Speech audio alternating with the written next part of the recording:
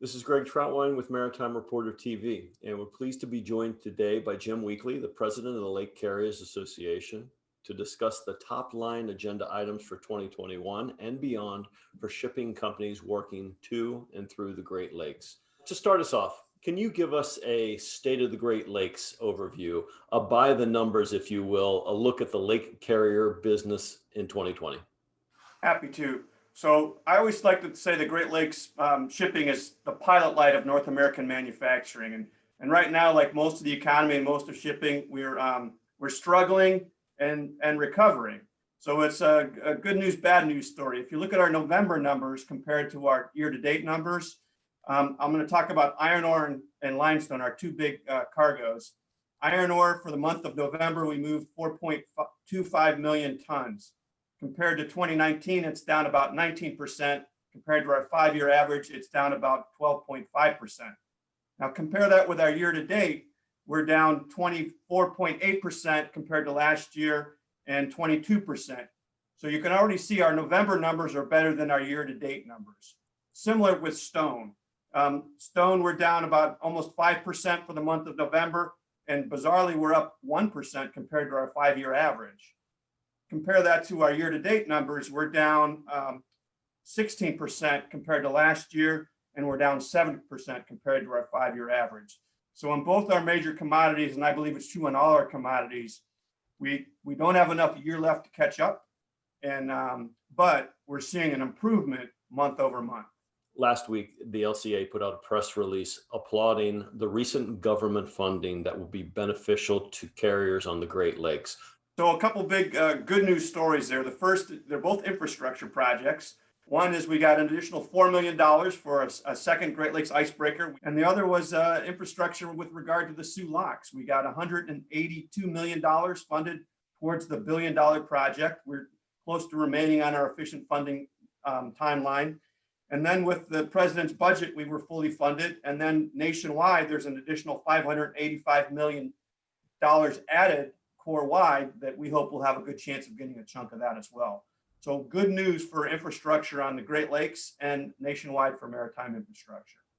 As you mentioned, I'd like to drill down a little bit deeper on the U.S. Coast Guard icebreaker portion of that program.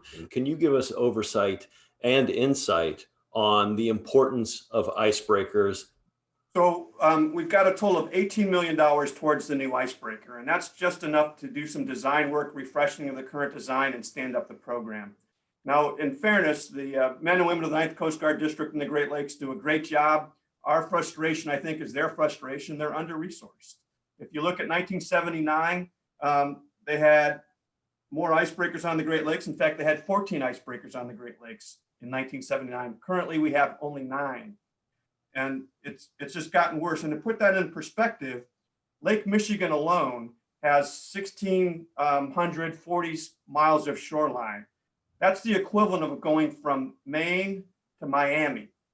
So basically, the East Coast has the equivalent shoreline of just one of our 5 Great Lakes.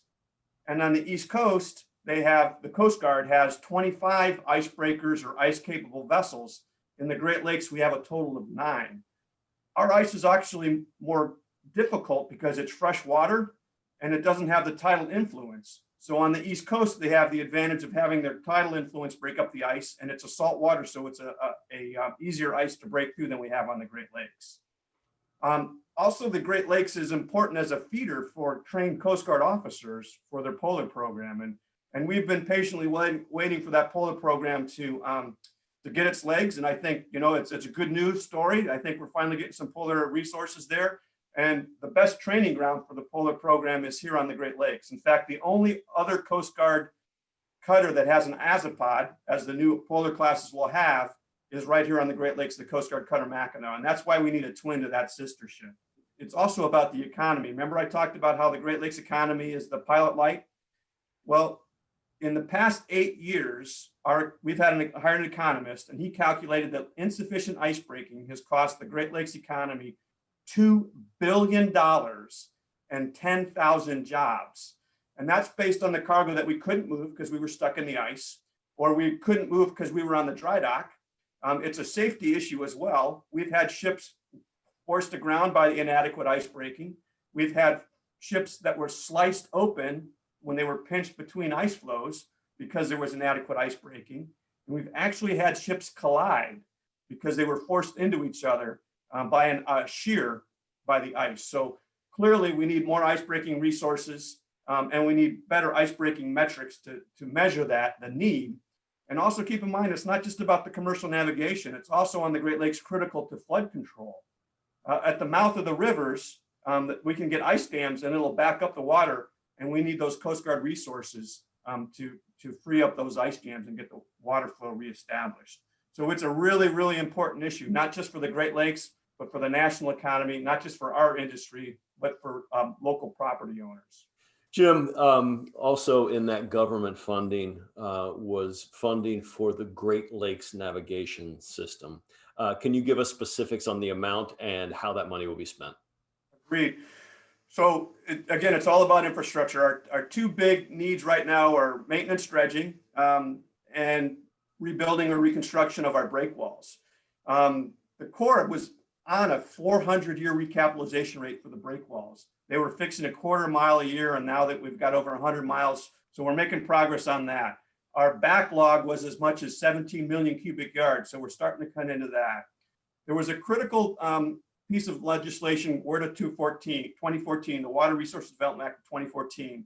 That was the first time the Great Lakes was defined as a navigation system. Amazingly, we weren't a navigation system. So our ports were competing with each other instead of complementing each other in the federal budget process. So another thing that was critical in WRDA 2014 is we started to get access to the Harbor Maintenance Trust Fund nationwide, not just on the Great Lakes. So as I'm sure most of your viewers will know, they were collecting basically 1.3 million, 1.4 million a year, and they were spending about half of that. So we were part of a national coalition to set the trust fund free and spend it on the purpose for which it was entitled. In that WRDA 2014, we got a 10% targeted amount for the Great Lakes, and it was a little complicated on the levels of funding. So in the recent WRDA, a couple major things happened. One was the bizarre language about priority funding went away. And two, we increased our targeted amount from 10% to 13% of Harbor Maintenance Trust Fund expenditures. And equally important from a nationwide perspective is we're getting access to the $10 billion surplus that's been built up on that trust fund. Now it's going to be over several years. I think the first year it's about $2 billion. And the other important thing is it's considered off budget. So it doesn't factor into the budget caps. So nationwide, all of the infrastructure needs will not only have access to the Harbor Maintenance Trust Fund, but also to that surplus. So that is huge, not just for the Great Lakes, but for the entire nation's maritime infrastructure. Looking at the lake system in its entirety, can you concisely discuss the top 3 or 4 projects, either ongoing or projected, that are most critical to keep business moving on the Great Lake system?